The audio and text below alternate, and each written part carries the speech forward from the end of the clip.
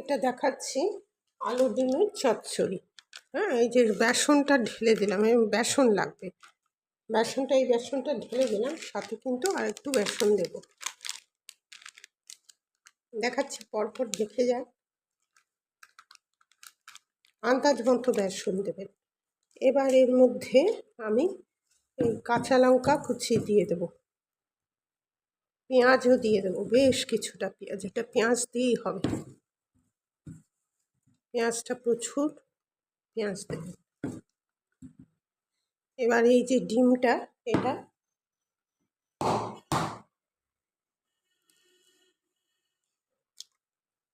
ডিমটা ভেঙে দিলাম, আরেকটা ডিম দিয়ে দিচ্ছি। দেখুন হলো। এবার এর মধ্যে নুন, হলুদ, লঙ্কার গুঁড়ো দিচ্ছি।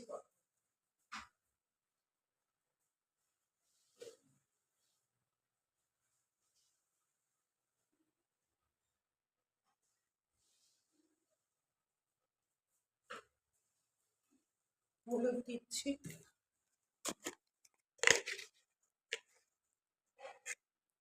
হলুদ,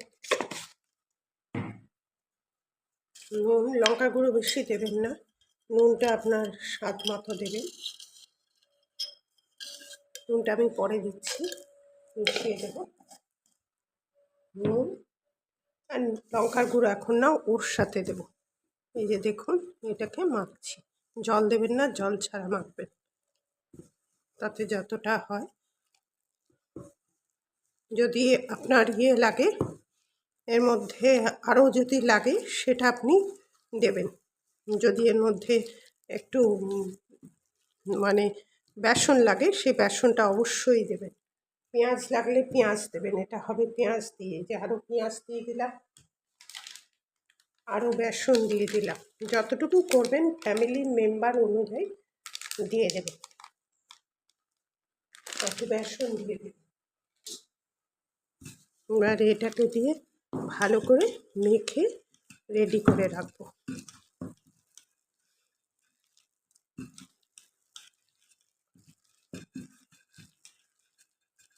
হয়ে গেল। এবার চলুন পরবর্তী পর্যায়ে আমরা এগিয়ে যাই। পরবর্তী পর্যায়ে কীভাবে এটা করব সেটা দেখাচ্ছি।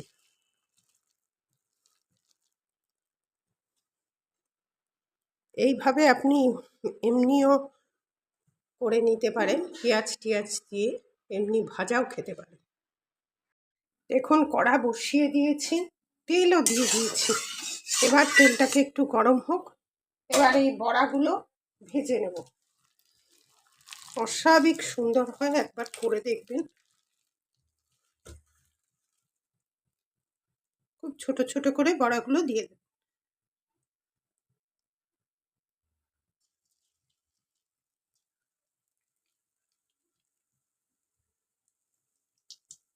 এই অল্প ইয়েতে দেবেন, একটু ফাঁকা ফাঁকা করে দেবেন, অল্পতে দেবেন। তাতে কি হবে, আপনার যাতে একটার গায়ে আরেকটা না লেগে যায়।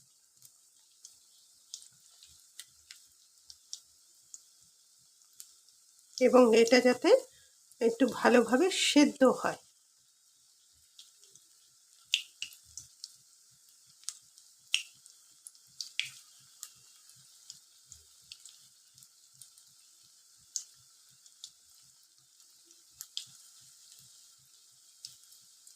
ব্যাচ ওয়াইজে ভেজে নেবেন। ব্যাস, দিয়ে দিলাম। এইভাবে সবগুলো প্রায় করে নেবো। এই 3-4 সেকেন্ড পর একটু আলগা করে দেবেন, আলাদা করে দেবেন। কারণ কেন, একটার সাথে আরেকটা যাতে কোনোভাবে লেগে না যায়। তাহলে কি হবে, আপনার এটা ভালোভাবে হতে সুবিধা হবে। এবার লাল লাল করে দু পিঠে ভেজে নেবেন। এটা এখনও হয়নি, ভেতরটা যাতে হয় সেইভাবেই আপনারা এটাকে করবেন।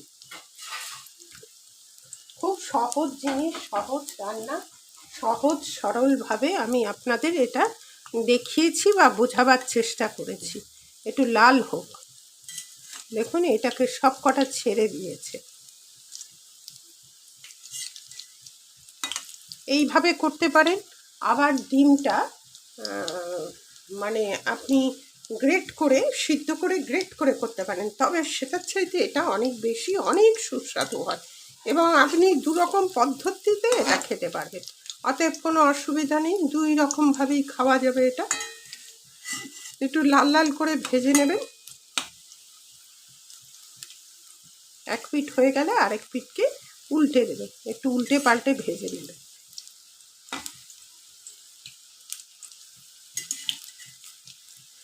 এটা হচ্ছে ডিম আলু চচ্চড়ি। বাই দ্য ওয়ে, আমি নূপুর, আপনারা দেখছেন smile with Nupur and Tania.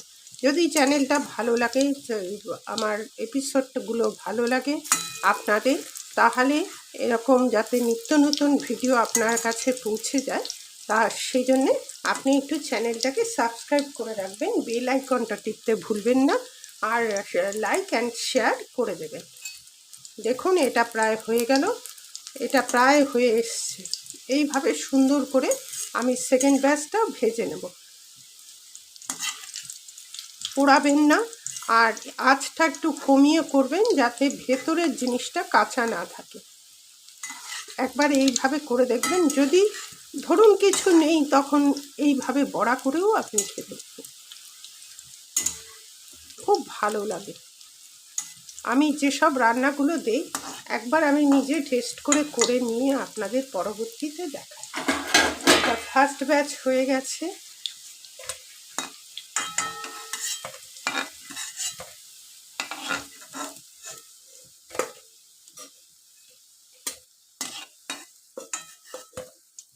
আমার ভালো লাগলে আমি তখন সেটাকে দেওয়ার চেষ্টা করি।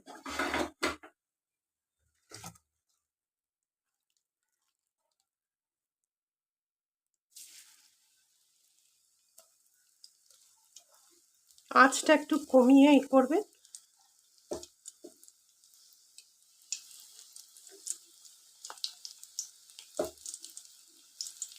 আর ডিম আছে তো জানবেন, ডিম থাকলে যে জিনিসে ডিম থাকে তাতে বেশি আপনার ইয়ে লাগে না, তেল লাগে না। ওটা ভুল ধারণা আপনাদের যে তেল লাগবে বা কিছু লাগে না। করে দেখবেন, আলু সিদ্ধ দিয়ে করে দেখবেন, বয়েলড আলু দিয়ে।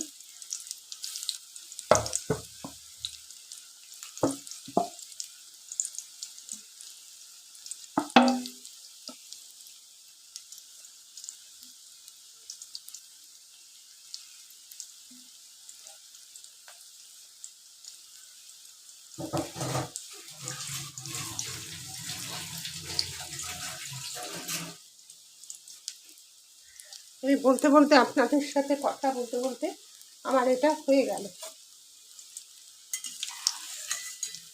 দেখুন প্রায় পিছনটা হয়ে এসছে। একটা একটা করে উল্টে দিন।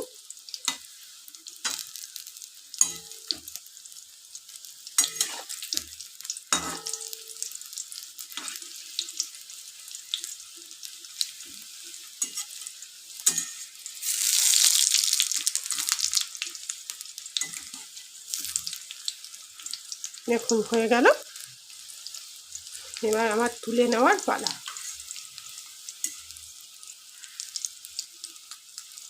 ভেতরটা যাতে কোনোভাবে কাঁচা না থাকে এইটাকে মাথায় রাখবেন।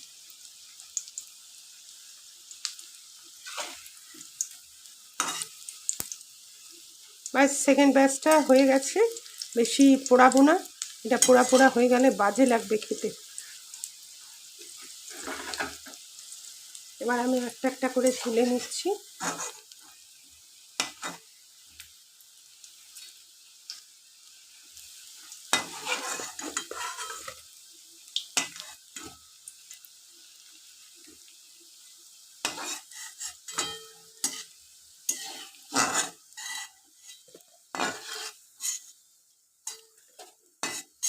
ব্যাস হয়ে গেছে।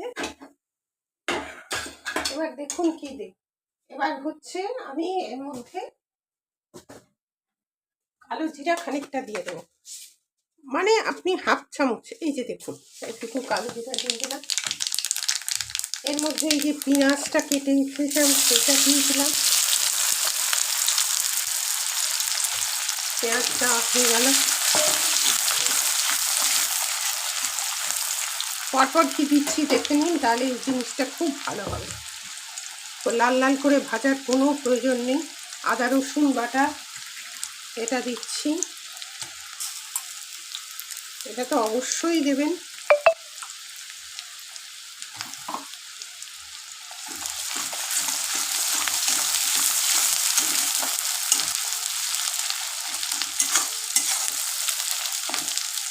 আদা রসুন হয়ে গেলে পরে তারপরে আপনি দেবেন, লঙ্কা দেবেন। ঝাল আপনার অ্যাকর্ডিং টু টেস্ট, আপনি সেই বুঝে ঝাল দেবেন। আমি কম ঝাল দিই। হলুদ দেবেন,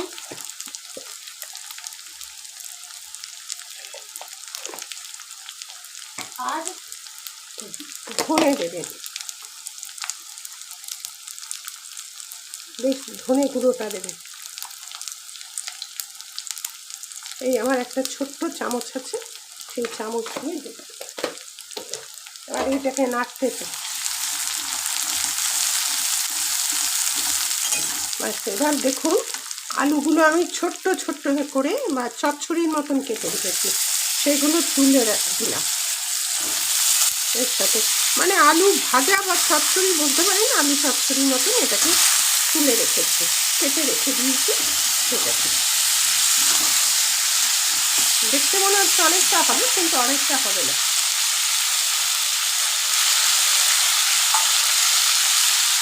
আর এর মধ্যে বাকি রয়েছে নুন।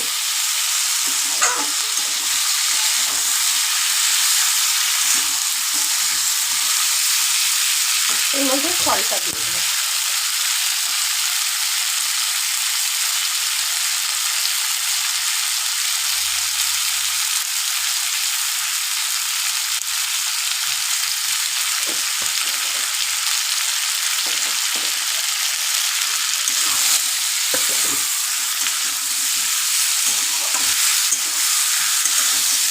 ভালো করে এটাকে একটু কষিয়ে নেবেন। কিচ্ছু দিতে হবে না, না দই না টমেটো, কিচ্ছু দরকার নেই।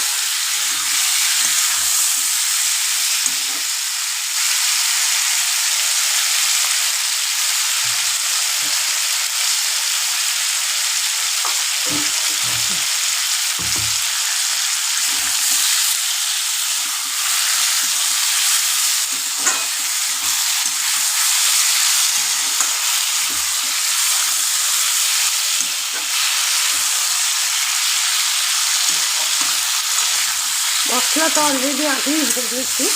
এবার এইটা একটু ভাজা হওয়া পর্যন্ত অপেক্ষা করবো, ভেজে এটাকে জল দেবো। দেখুন পরপর কী করি। একবার আমার অনুরোধ রইল এইভাবে করে খেয়ে দেখবেন।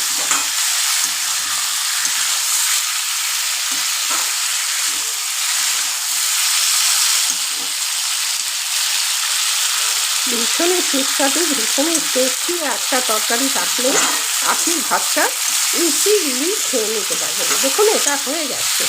হ্যাঁ, একটু কষাতে পারে, প্রায় হয়ে এসছে। এটা একটু ঝোল থাকবে।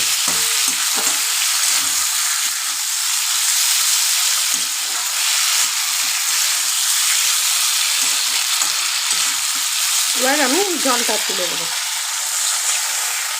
আলু বয়েল হওয়া পর্যন্ত জলটা তুলে দেবো। আলু বয়েল হতে যেটা লাগবে জল, সেরকম জলটা তুলে। এবার বয়েলড হয়ে গেলে পরে আপনাকে দেখাচ্ছি এর পরবর্তীতে কীভাবে আর কি দেবো। প্রায় হয়ে এসছে, দেখি এবার এটাকে আলুগুলো সিদ্ধ হয়েছে নাকি। বাবা সুন্দর বয়েল হয়েছে। এবার এই যে বড়াগুলো করে রেখেছি, প্রত্যেকটা বড়া ছেড়ে দেবো। দেখুন এর মধ্যে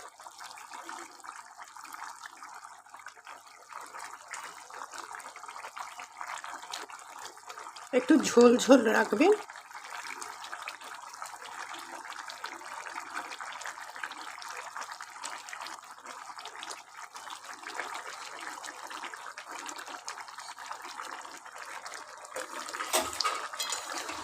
এবারও হয়ে এসছে এটা। এটা শুধু রসটা ঢোকা পর্যন্ত 2-3 মিনিট লাগবে। কারণ এটা তো পেঁয়াজ, এটা অসুবিধা হবে না।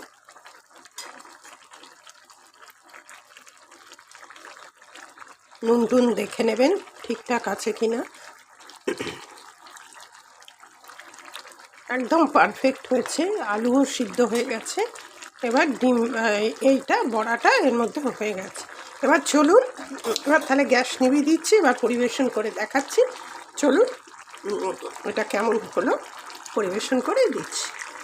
গ্যাস নিভিয়ে দিলাম। সুন্দর হয়েছে আলু ডিম দিয়ে চচ্চড়ি। এটা আলু ডিমের চচ্চড়ি বলতে পারেন, এটা অন্যরকমভাবেও হয়, তবে আমি এইভাবে করেছি। এইভাবে একবার করে দেখবেন, এই অনুরোধ রইল। আর আপনারা আমার সাথে এতক্ষণ থাকার জন্য আপনাদের অশেষ ধন্যবাদ। পরবর্তীতে দেখা হবে যে কোনো একটা এপিসোডের যে কোনো একটা রেসিপি নিয়ে। আজ তাহলে আসি, পরবর্তীতে দেখা হচ্ছে। টাটা, ভালো থাকবেন, সুস্থ থাকবেন।